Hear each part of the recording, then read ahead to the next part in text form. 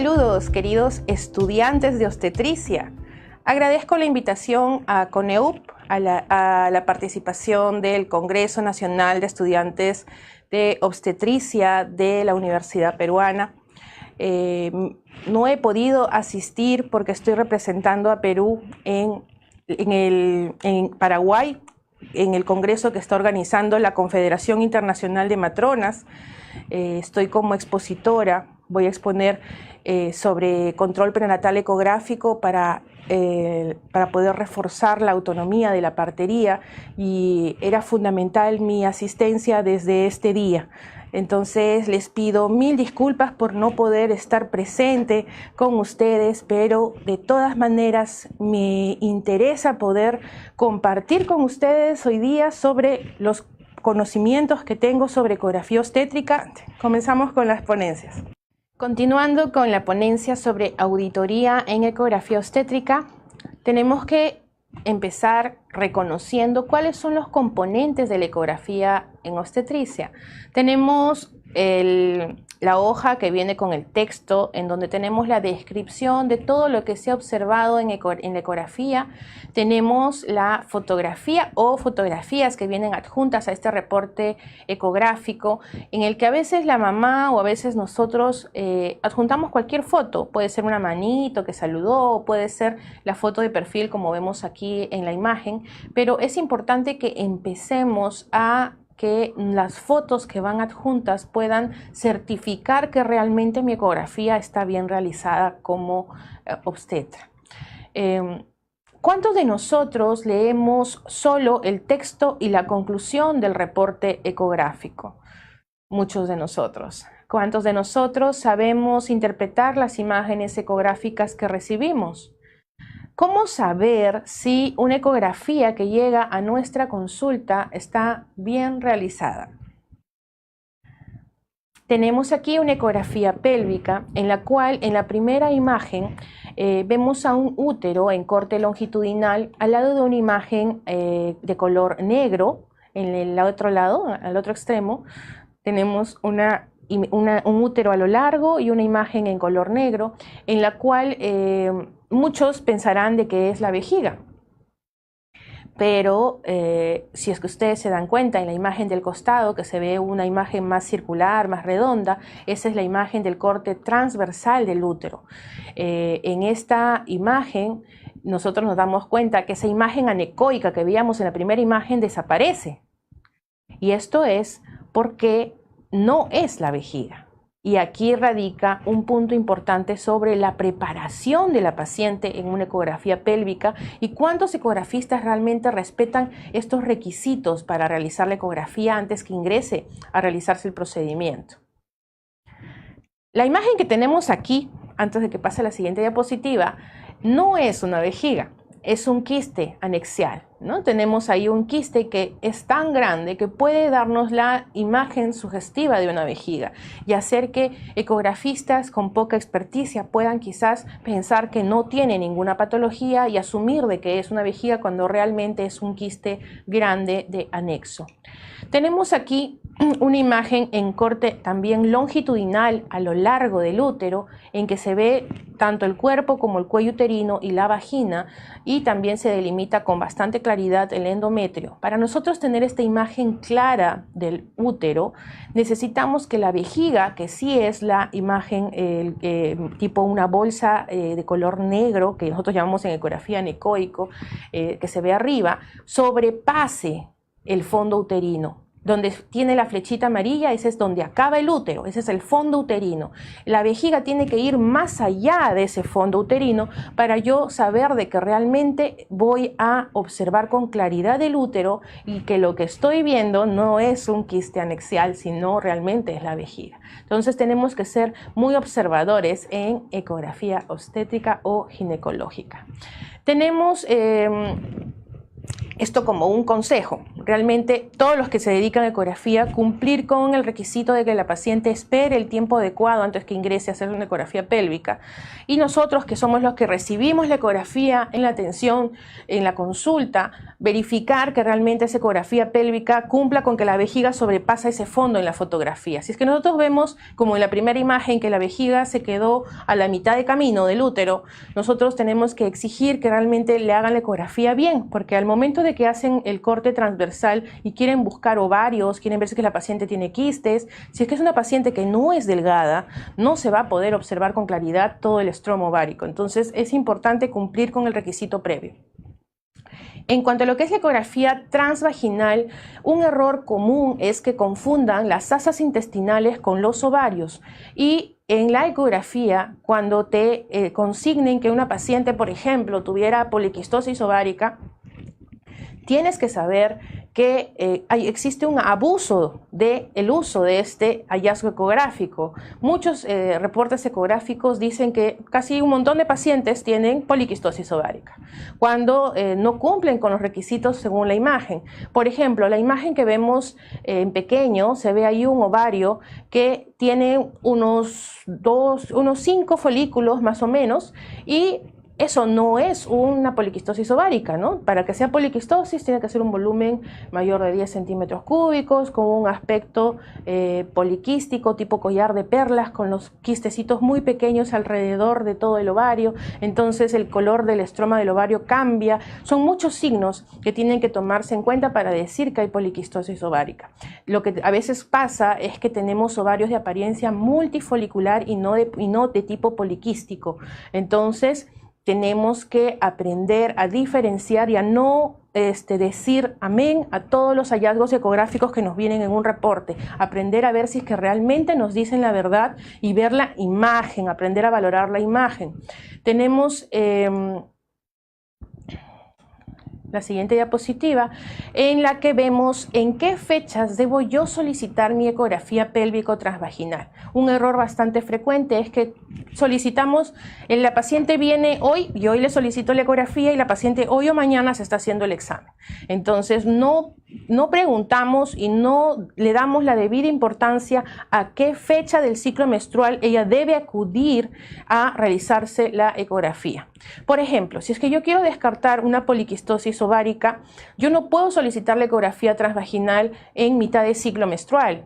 ¿Por qué? Porque la paciente va a estar ovulando. Esto va a aumentar el tamaño del volumen ovárico y no me va a permitir el observar si es que realmente el estroma ovárico tenía forma poliquística en el ovario en el que está ovulando, ¿no? Entonces hay que saber solicitar en el tiempo indicado. Y el tiempo indicado para yo valorar si es que hay poliquistosis ovárica es entre el tercer a quinto día del ciclo menstrual, en la etapa de reclutamiento folicular. Si deseo evaluar el contenido endometrial o descartar un pólipo endometrial, también debo de aprender en qué fecha debo solicitar el examen. Y la mejor fecha es solicitarlo en donde yo tengo el mayor espesor endometrial. Y esto coincide con la mitad del ciclo menstrual. En cuanto a lo que son trompas uterinas, dejar en claro que las trompas no son visibles en el estudio ecográfico. Tampoco se puede evaluar la permeabilidad tubárica, algo que he visto que solicitan, y por ecografía eso no se puede ver. Si ustedes quieren evaluar permeabilidad tubárica, eso se ve por una histerosalpingografía, que son rayos X con un contraste. Las trompas uterinas se pueden ver si es que existe una patología de fondo. Por ejemplo, en estos casos, en la imagen superior tenemos una trompa con contenido anecoico en su interior. Tenemos en la imagen inferior una trompa flotando con contenido anecoico negro que está circundante a la trompa porque ha habido un quiste que se ha roto. Entonces, cuando nosotros veamos la trompa uterina, vamos a poder verla, pero cuando existe patología de fondo, no cuando está sana. Entonces, ¿cómo yo utilizo esto? Cuando yo vea un reporte ecográfico que diga que está viendo las trompas en buen estado, permeables, sabemos que nos están mintiendo o que no saben hacer ecografías. Asimismo, si es que hacemos las ecografías, tenemos que ser responsables y que si no vemos la trompa, colocar trompas no visibles en nuestro informe ecográfico. Significa que están en buen estado. Eso en cuanto a algunos consejos de ecografía ginecológica. Vamos a pasar a ecografía de primer trimestre. Lo más común es que miden de forma incorrecta el saco gestacional. Por ejemplo, tenemos aquí dos imágenes de saco gestacional alargados y a veces, como en la primera imagen, miden en el mismo saco 3 mediciones para sacar un promedio. O en otros casos, como en la siguiente imagen, miden la medición más larga del saco. ¿Y qué sucede si en esta segunda imagen el saco gestacional o esta gestante tuviera 5 semanas y como yo estoy tomando la medición más larga, me puede arrojar el ecógrafo 6 semanas, porque estoy tomando la medida más larga? Con 5 semanas, esa gestante, ese saco gestacional todavía no va a tener embrión. Y yo voy a pensar, voy a asumir que la edad gestacional que tiene esa paciente es la que me da el ecógrafo, es decir, 6 semanas. Puedo inducir a un error de manejo cuando llegue la ecografía a manos de quien realiza la atención, porque va a asumir que tiene 6 semanas, que el embrión todavía no ha aparecido y quizás esa gestación culmine en un AMEU por el manejo de una gestación anembrionada, cuando realmente se debió esperar unas semanas para que pueda aparecer por fisiología el embrión a la siguiente semana. ¿Cómo es que debe de medirse correctamente el saco gestacional? Tenemos aquí en esta imagen un saco a lo largo y luego se gira 90 grados para tomar un corte transversal. Se toman las mediciones de las 3 medidas en esas 2 fotos, es decir, que cuando yo veo una imagen de medición de saco gestacional, tiene que haber 2 fotos del saco, un corte a lo largo y un corte transversal del saco. Entonces, sin incluir la medición de la pared, se mide por dentro solo lo negrito y tenemos que ver al saco gestacional de esta manera, con 2 fotografías y hacer la medición del diámetro promedio de saco. No se hace la edad gestacional con una sola medida del saco, sino con un promedio de las 3 medidas. No es necesario que yo lo promedie, la gran mayoría de ecógrafos ya viene con esta opción incluida dentro de sus mediciones. En cuanto a lo que son los reportes ecográficos, les comparto el cuerpo de este reporte ecográfico que menciona cómo debemos de realizar, ¿no? Primero mencionar la vejiga, el útero, en sus mediciones, en su posición, el cérvix, cómo vemos el endometrio.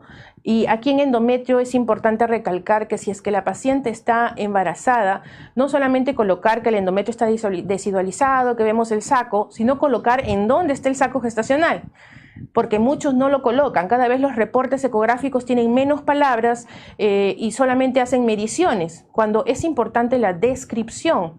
El saco gestacional tiene que consignarse en dónde está implantado, si es que está en el tercio inferior del cuerpo de la cavidad endometrial, en el tercio medio, o quizás está en el fondo, porque la viabilidad del pronóstico de esta gestación es distinta dependiendo en dónde está localizado ese saco gestacional. Si es que no ven el embrión y ustedes saben que esa paciente tiene menos de 6 semanas, consignen por favor que no se ve el embrión por la precocidad de la gestación, para evitar estos malos manejos. En algunos lugares inclusive lo hacen a propósito para poder culminar eso con un AMEU, culminar esa gestación con un AMEU por el tema económico. Entonces hay que tratar de cuidar y salvar esas vidas que quizás puedan tener un mal manejo por algunos pseudo profesionales. En cuanto a lo que es el embrión, ese embrioncito que aparece, parece que es muy fácil de medir, porque simplemente es una distancia. Pero ¿qué sucede? La ISUOC nos menciona que existen ciertos parámetros que tenemos que tomar en cuenta. Primero, que no podemos hacer la medición del embrión cuando está así pequeñito. Muchas fotografías nos ponen casi todo negro y al fin nos ponen a un embrión bien pequeñito a la hora de la medición. Nosotros tenemos que saber que el embrión tiene que magnificarse, tiene que hacerse zoom para que nosotros podamos medir al embrión, como ustedes ven ahí en la pantalla. El embrión está ocupando casi gran tamaño de la fotografía, y además de eso, si se percatan, el embrión se encuentra horizontalizado, echado. ¿Para qué? Para que los ecos de ultrasonido puedan llegar a toda la extensión de su cuerpo. Porque si es que el embrión se encontrara paradito, de esta manera, ¿qué sucede? Estaríamos de que los ecos de ultrasonido llegarían solamente al área de la cabeza y no llegaría a la zona caudal.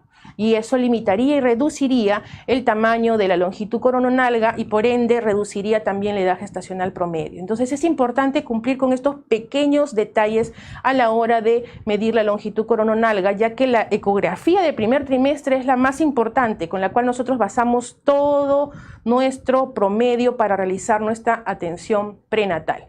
Algo importante y algo que debemos de conocer es que si es que ya se están realizando ecografías genéticas, tenemos que conocer que esta ecografía tiene la valoración de hueso nasal, de translucencia nucal y ductus venoso como 3 puntos importantes de lo que evalúa. Hay otras cosas que se evalúan, pero eso es lo más importante. En esta fotografía podemos ver con las flechas rojas 3 líneas blancas.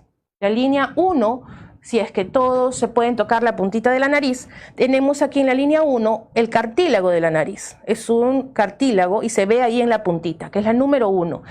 Subiendo en la línea número 2, que es más delgadita, tenemos a la piel. Debajo de la piel, que va a formar un signo igual, tenemos una línea blanca más gruesa y es la número 3. Ese es el hueso nasal. Nosotros tenemos 2 huesos nasales. Muchos piensan que porque le miden un hueso nasal al feto existe solo un hueso nasal. Es importante saber que cuando yo vea una ecografía genética en la que le miden el hueso nasal, yo necesito ver esa foto. No al bebé mirando abajo, ni al bebé con el mentón pegado al pecho, ni con la cabeza tirada hacia atrás. Necesita el embrión estar, el feto en ese momento, con una posición neutral como está ahí en la imagen, con líquido entre el mentón y el pecho y que se puedan visualizar esas 3 líneas blancas en la punta de la nariz.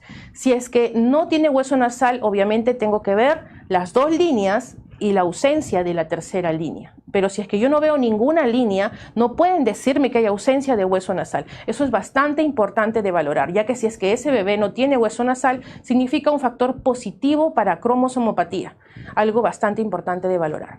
En cuanto a lo que es la valoración de la translucencia nucal, como vemos ahí en la imagen, tienen 2 flechas amarillas. En la primera flecha amarilla, la superior, tenemos un espacio negro que es la translucencia nucal, que es el edema que se forma en la nuca. Ese edema de la nuca va a verse incrementado cuando tenemos casos de bebés que tienen cromosomopatías. Debajo tenemos una segunda flecha que está más abajo que señala una línea blanca, ese es el amnios. Muchas veces, ¿qué es lo que está pasando? Están midiendo el espacio por fuera del feto, es decir, de la piel al amnios, y no están midiendo el espacio que está en la translucencia nucal. Entonces tenemos que diferenciar estructuras en la imagen para ver si realmente están haciendo una buena medición. No confiarnos por el título que tenga el profesional que está realizando el examen. Aprendamos a valorar las imágenes ecográficas. Un punto importante es que a la hora de ver latidos cardíacos, la medición de los latidos tiene que registrarse en un modo tipo M, modo movimiento, como dice en la primera foto, hasta las 10 semanas que termina la organogénesis para los ecografistas. ¿Y qué sucede? Si es que yo emito Doppler pulsado a un bebé de menos de 10 semanas, le emito también un pequeño efecto de calor, un efecto térmico, que se sugiere que no se le dé al bebé. Ahora, si bien es cierto, muchas pacientes acuden al centro solo para escuchar los latidos de su bebé, no podemos imprimir la fotografía en Doppler pulsado, porque eso sí nos podría traer una demanda más adelante si es que por coincidencia ese bebé tuviera algún tipo de problema de malformación y la paciente leería en internet que puede verse ocasionada esa malformación por una exposición al efecto térmico del Doppler pulsado. Entonces hay que tener cuidado con eso. En cuanto a lo que es la ecografía obstétrica en el segundo y tercer trimestre, tenemos aquí un video. Si le da play aquí, estamos desde los estudios internacionales de Fernando Leiva, que es un psicólogo, el mejor psicólogo que conozco y que apoya a las obstetras en todo momento. Tenemos aquí un video en el que vemos la biometría fetal en 1 minuto. Ustedes pueden ver, estamos pasando ahorita por el corte de 4 cámaras del corazón. Vamos a continuar bajando. tenemos ahí el corte de circunferencia abdominal con la porción del seno portal de la vena umbilical. Seguimos bajando, tenemos la vejiga, estamos yendo hasta la parte más caudal del bebé. Vamos a culminar en las nalgas. Vemos ahí inclusive el ano se puede llegar a observar. Hacemos un ángulo de 45 grados y llegamos al fémur.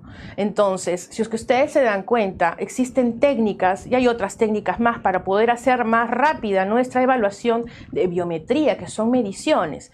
¿Qué es lo que normalmente pasa con las ecografías actualmente? Estamos viendo ecografistas que están con el transductor pasando media hora a la hora de hacer su ecografía obstétrica solamente buscando el fémur, porque no lo encuentran.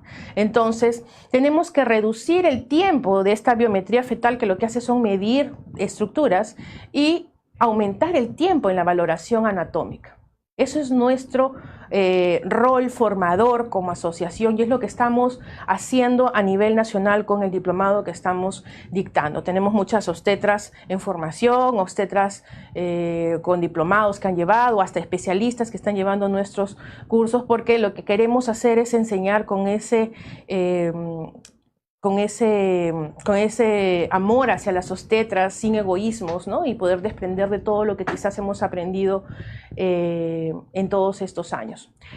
Algo que también tenemos que aprender a valorar en una ecografía de este tiempo es si es que han medido bien un diámetro biparietal o no. Como en esta imagen tenemos que la cabeza se ven unas líneas, pero no vemos ninguna flecha. Algo importante que tengo que observar es si es que a la hora que miden un diámetro biparietal se llega a observar el signo de la flecha. ¿Y cuándo es que veo la flecha? Aquí. En esta imagen observamos el signo de la flecha que está formado por los tálamos. Tenemos que ver esa cajita negra que se ve casi en uno de los lados, que es el cavum septipellucidi. Y esto es lo que nosotros llamamos el corte transtalámico. En este corte es que nosotros realizamos el diámetro biparietal. Quien no sabe realizar un corte transtalámico, dudo mucho que pueda realizar los otros cortes de ecografía obstétrica. Entonces, ecografista que te manda una fotografía de su corte transtalámico como este, significa que sabe tomar ecografías. Entonces, hay que aprender a exigir calidad. Esta es la forma de cómo se hace la mesuración del diámetro biparietal. Y de igual manera de la circunferencia cefálica, que lo hacen por fuera del cráneo. En cuanto a lo que es circunferencia abdominal, si bien es cierto, muchas veces no nos adjuntan la foto, pero no debemos de permitir que se vea ni el pulmón ni el riñón, y debe de verse el estómago, debe verse la columna vertebral y el seno portal de la vena umbilical. También la circunferencia debe hacerse por fuera de la piel. En cuanto a lo que es fémur, es importante que dejemos de ser monofemorólogas y midamos ambos fémur. Es importante eso. Y no hay mucha teoría aquí porque es una distancia. Lo que sí es importante es que midamos ambos fémur y que se vean con claridad los extremos. En cuanto a lo que es placenta, saber de que la placenta está insertada normalmente si es que tiene más de 5 centímetros del orificio cervical interno al borde placentario. La evaluación se hace por vía transvaginal, de preferencia es la mejor vía para poder visualizar en este trimestre, y tenemos que ver con claridad, como vemos aquí en esta imagen, la longitud del cuello y el borde de la placenta, porque si no, no podemos decir a ciencia cierta que estamos con una placenta previa, por ejemplo. En cuanto a lo que es líquido amniótico, saber de que el pozo mayor debe ser de 30 a 80 milímetros, el índice de líquido amniótico de 70 a 220 milímetros, y que a la hora de hacer la medición tener mucho cuidado en no presionar el abdomen de la paciente, porque eso reduciría el tamaño del pozo, ni tampoco hacer ninguna angulación a la hora de hacer la toma del pozo, porque eso aumentaría el tamaño del pozo. Entonces, asimismo, poner la ventana Doppler en los pozos para verificar, como ustedes ven en la imagen, en la última, de que no sea cordón umbilical lo que está en el fondo de ese pozo, porque a veces se ve negro, pero uno pone el Doppler y hay un cordón umbilical en ese pozo, lo que eliminaría ese pozo para poder ser tomado como confiable. Y la medición es de manera vertical. Este es el cuerpo de un reporte obstétrico, lo dejo para que lo puedan compartir en el CD al final del congreso. Y a la hora de colocar la conclusión, colocar siempre gestación única activa, no coloquen 22.6 por favor, porque los días no es un sistema decimal, no hay 22.8 ni 22.9. Explicarlo completo, 22 semanas con 6 días por biometría fetal, y siempre colocar la valoración del percentil del peso. Para que me salga el percentil de peso, tengo yo que colocar al iniciar mi ecografía obstétrica la fecha de última regla o la fecha probable de parto en mi ecógrafo. Y de esta manera me saldrá el percentil de peso. Los pesos normales son cuando están entre el percentil 10 a 90. Entonces, es importante que yo ingrese estos datos, porque si no, no voy a poder evaluar si es que el bebé está grande o pequeño, porque el ecógrafo no va a tener con qué dato comparar. Manejar la sugerencia de qué examen posterior necesita la paciente o qué cita a posterior se le va a referir. Estas curvas, estoy segura que muchas las hemos visto en las tarjetas de atención prenatal. Y estas curvas también la tienen los ecógrafos, no solamente en relación a la edad gestacional y al peso, sino también en relación al diámetro biparietal, a la circunferencia abdominal, y cada medición de biometría puede valorarse con los percentiles. Y esto es muy importante porque de esta manera no se nos va a escapar ningún caso de restricción de crecimiento intrauterino.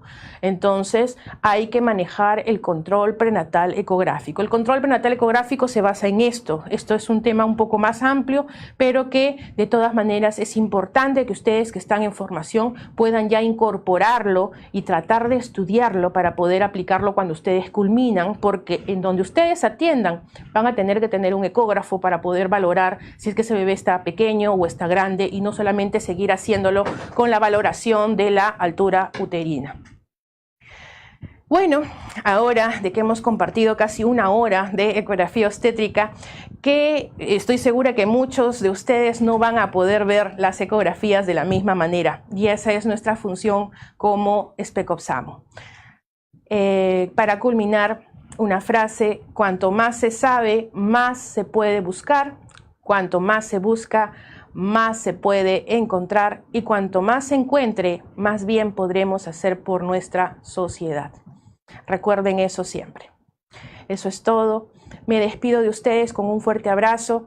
Un poco apenada por no estar con ustedes de manera física, pero estoy segura que todo lo compartido va a nutrirlos a ustedes como obstetras, futuros obstetras que se están formando. Un fuerte abrazo para todos. Muchas gracias.